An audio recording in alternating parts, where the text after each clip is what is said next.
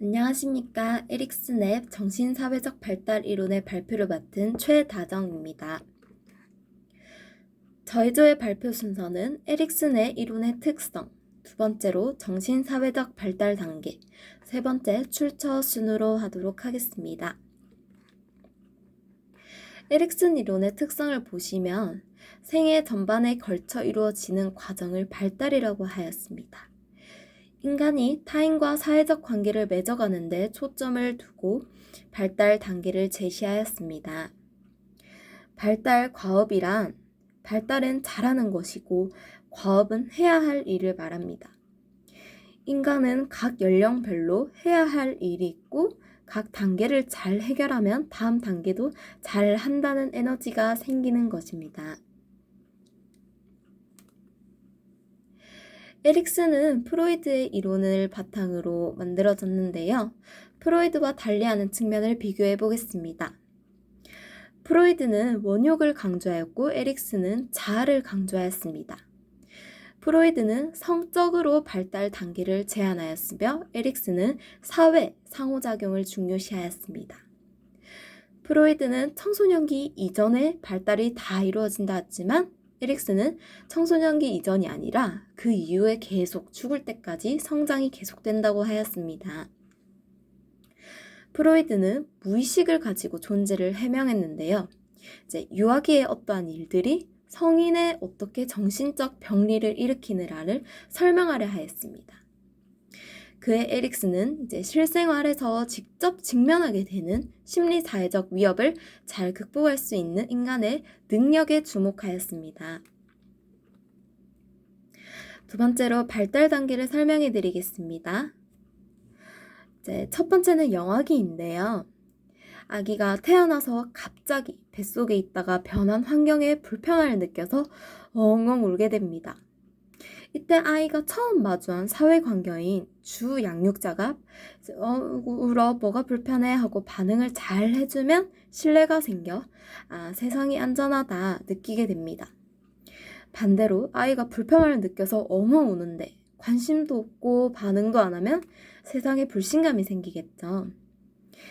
이 균형을 잘 이루면 영아는 희망이라는 덕목을 발달시킬 수 있게 됩니다. 다음은 유아기입니다.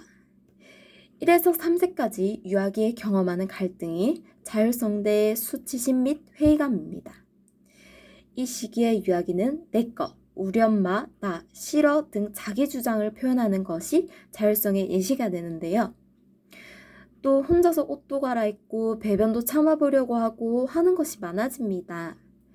이 시기엔 세월 탐색하고 한계를 시험할 수 있는 환경을 잘 만들어주면 자율성을 획득하여 독립심이 형성이 되고 난 할 수 있구나 자신감을 형성하게 됩니다. 하지만 이 자율성이 너무 사회적 갈등을 일으킬 정도로 과장이 될 수 있는데 이는 완강한 거부 아니면 떼쓰기 등으로 나타날 수 있습니다. 또 아기가 내 한계를 시험해 볼 기회를 부여받지 못하거나 부모님이 너무 지나치게 사랑을 해요. 아이고 위험할 것 같아. 아이고 내 새끼 내가 다 해줄게 하고 과잉 보호를 받게 되면 통제 능력이 상실되어 훗날 위기를 극복하는데 실패하게 됩니다.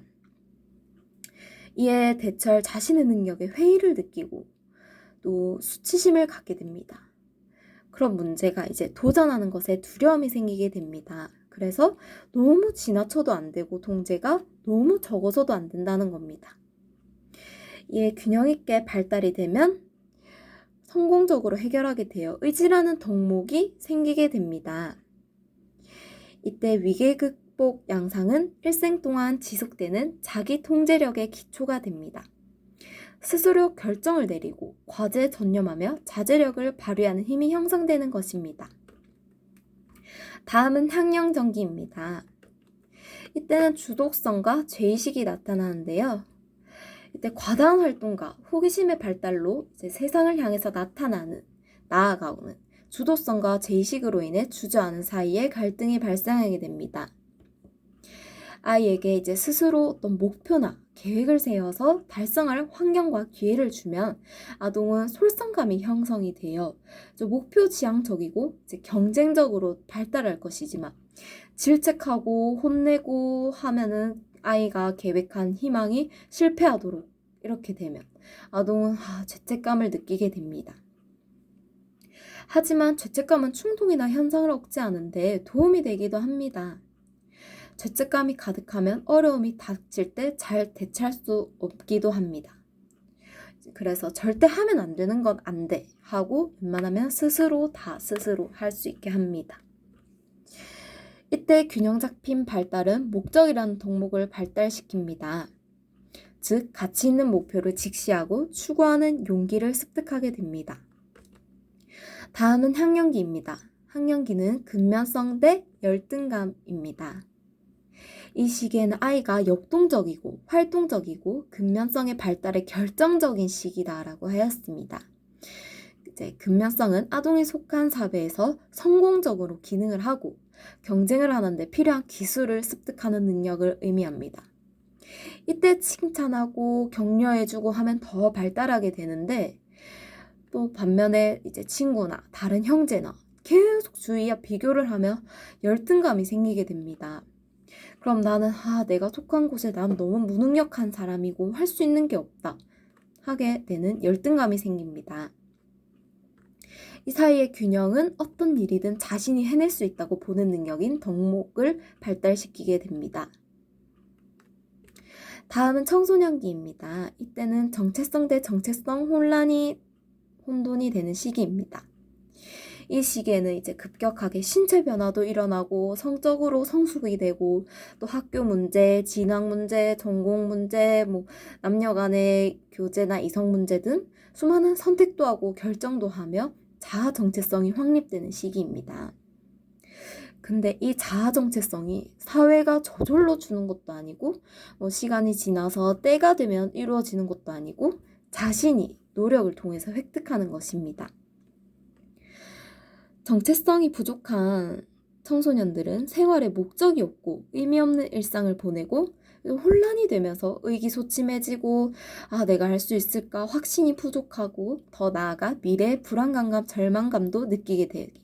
그러다 보니까 범죄도 하고 약물도 남용하고 알코올 중독에 빠져들기도 합니다. 이때 혼돈의 균형은 충실입니다. 다음은 청년기입니다. 이때는 친밀감인데 고립감이 됩니다. 정체감이란 이 사람이 어떤 이미지를 가지고 이 사람은 어떤 성향일까 그런 것들을 말하는데요. 그래서 자신의 정체감과 다른 사람의 정체감을 융합시키는 능력으로 타인의 한계와 단점을 인정하고 받아들이며 인간끼리 차이점과 갈등을 극복하는 과정에 생기게 됩니다. 부모나 동료, 배우자 등 주위에 좋은 인간관계를 발전시키면 친밀감을 갖게 되지만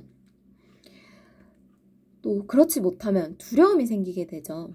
적당한 고립감은 성숙한 자아를 만들고 건강한 사랑을 할 수 있게 필요하지만 이때 균형된 성숙된 자아 역량은 사랑을 발달시킬 수 있습니다. 다음은 성인기입니다. 성인기는 생산성 대 침체성입니다. 생산성은 성숙한 성인이 다음 세대를 구축하고 이끄는 데 관심을 이끄는 걸 말합니다.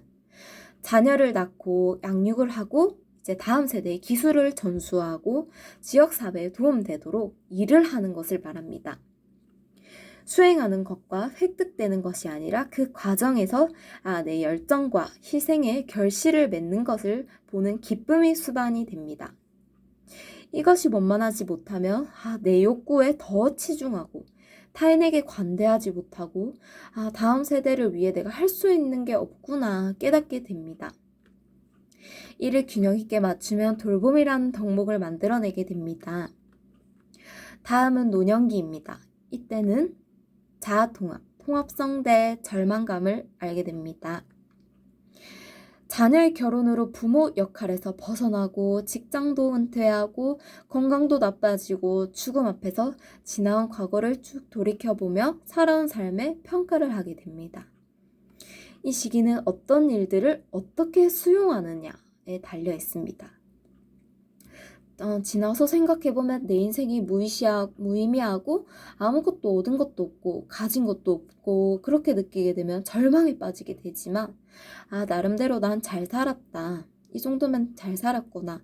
생의 의미를 찾고 가치를 부여하고 보람을 느끼면 죽음을 잘 받아들이게 됩니다. 네, 통합성대 절망감을 해결하면 지혜라는 덕목이 발달하게 됩니다. 다음은 초고령 노년기입니다. 이제 초년노월의 개념이 스웨덴의 노년학자가 처음 제기되었는데 이제 에릭슨 발달 8단계에서 한 단계를 더 추가한 것입니다. 노년 초월이라 노년기에 접어든 개인이 인생 전반적인 시각을 물질주의적이고 합리적인 시각에서 이제 그걸 넘어서 초월적인 시각으로 변화되는 것으로 볼 수 있습니다. 노년 초월이란 노인들이 자신의 세상을 자신과 바라보는 시선이 변하는 것을 느끼며 더 나아가서 노화에 대해 가지고 있는 부정적인 생각이 아니라 죽음에 대해 긍정적이고 노화 자체가 자연적인 과정이다. 그런 새로운 관점을 가지게 된다고 봅니다. 이때는 사회관계에서 물질적인 관심도 감소하지만 고독이나 명상을 즐기는 시기로 설명하게 됩니다. 노인들이 가장 직면하고 있는데 어려운 과업은 아마도 바로 지금 자신과 자신의 인생에 대한 관심을 초월하는 것이며 다가올 죽음의 실체를 다 받아들이는 것입니다. 이상입니다.